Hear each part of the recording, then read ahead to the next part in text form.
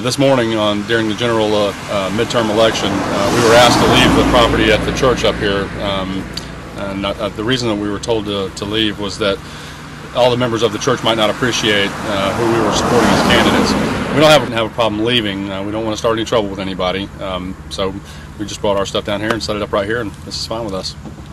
We were just asked to move by the pastor because the church said they would lose their tax-exempt status as they supported any candidate, and they didn't want any signs up there. So we just complied and moved.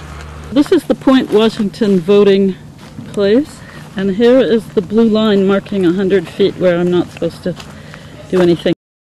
I was standing here holding my sign, and a church official came out and told me that I was on their private property and I had to leave the grounds.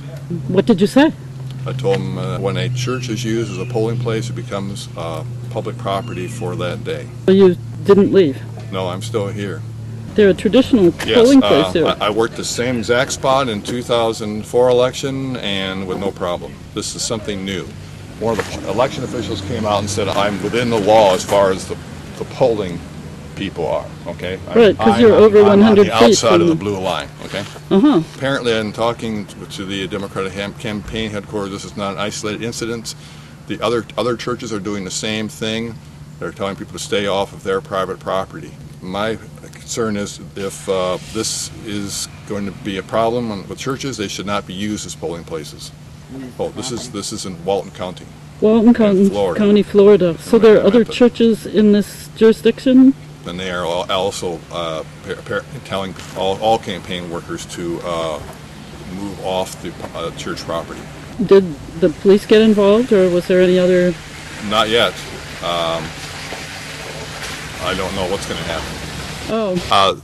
This is our campaign headquarters, and they just talked to Tallahassee, and they're going to tell you what Tallahassee told us about the situation. Churches for the purpose of voting, and they've been granted that responsibility from the supervisor of elections.